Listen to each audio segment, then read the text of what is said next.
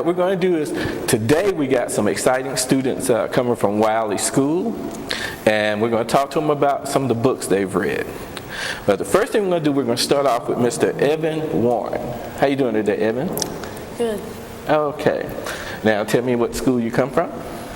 I come from Wiley. Okay, and what grade are you in? 6th. And how old are you? 11. Okay. Now tell me, what book do you have for us today, Evan? Summer Camp by Rich Wallace. Okay. Now, could you give us a quick little summary about the summer camp, sports camp? It's about a kid named Riley who was sent to summer camp by his parents. So he goes there and figures out it's an all-sports camp, and he and his friends from his neighborhood are assigned to cabin number 3. And after all the sporting events all throughout the 2 weeks that they're there, they eventually win the trophy, the camp trophy. All right. Now, what type of book is sports camp? It's a novel. Okay. Now tell me, who was your favorite character? A friend of the main character's Eldon. He wasn't very popular, but still funny. He was sort of his sidekick. Yeah, sort of. Okay. Now, what was the most exciting part? In the end, where Riley came in 5th place in the Lake Surprise Showdown. Okay. Now, Riley is who? He is an 11-year-old from Jersey City in, I think it was Pennsylvania. And he is not, very talkative. And he's not like a kid that gets in trouble a lot. He's the main character. Sort of introvert, kind of quiet guy. Okay.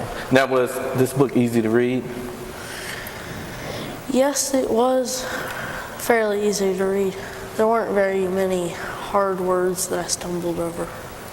Now, if you could change anything about this book, anything about the story, which part would you change? I would take out the part where another friend of the main character's, Barry, told Riley about a ghost named Mary Hen. Yeah, Mary Hen. A ghost? Yeah. So he was telling them ghost stories? Yeah. He was trying to scare them? Yeah. Yeah, they do that. They do that at camp. Didn't really work. Didn't work. Okay. Now, where's your most favorite place to read?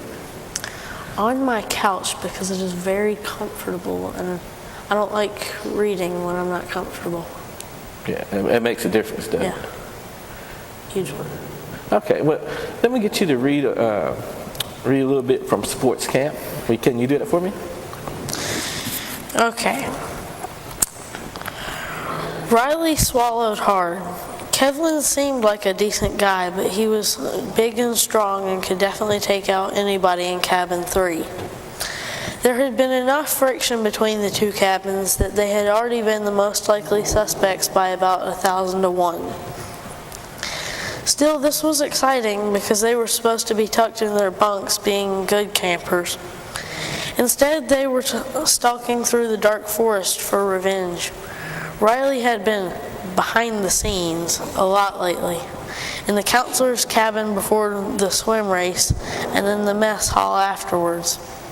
Now, this. It took at least 10 minutes to silently creep across the few hundred yards to the edge of the clearing. They heard Barry making hooting noises as planned, pretending to be an owl.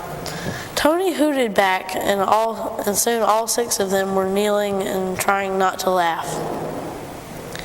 Riley's eyes were fully adjusted to the dark. He could see pretty well now. I'll keep the eggs in the carton for now, Barry whispered. Get some pebbles and pine cones. When you start moving, follow me and keep your mouth shut. If you have to sneeze, just suck it up and don't. We'll be going slow. This is the last verbal communication you'll get until it's over, so listen up. Riley sat on the ground and kept his eyes on Barry. They were all dressed in their darkest clothes. Riley had black shorts and a blue sweatshirt that said Seaside Heights.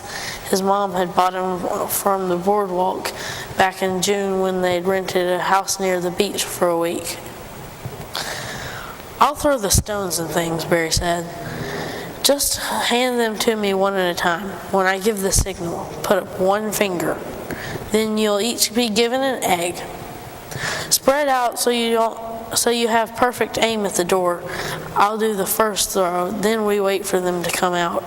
When I whistle, you let out a swift double tweeting to demonstrate. We clobber them with eggs.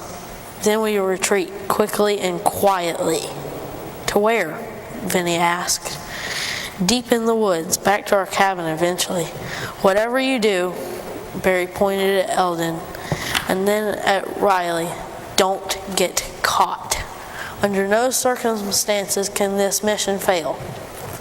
Any wimp that screws up will be plenty sorry." Riley gulped again. Beyond ridiculous, he thought. But maybe it would work. They moved from a spot in the woods to about 35 yards from cabin 4, which was across the clearing from their own. All 6 cabins were dark now. Barry opened the egg carton and set it at his feet. He tossed a pebble toward the roof of the cabin, and it landed with a ping noise. There was no reaction, so Barry tossed another one, and then a third. A flashlight flicked on in the cabin, and then it went off. Riley felt a small shudder of triumph. Barry nodded approvingly. After about 3 minutes, Barry tossed another pebble, and then 2 more quickly.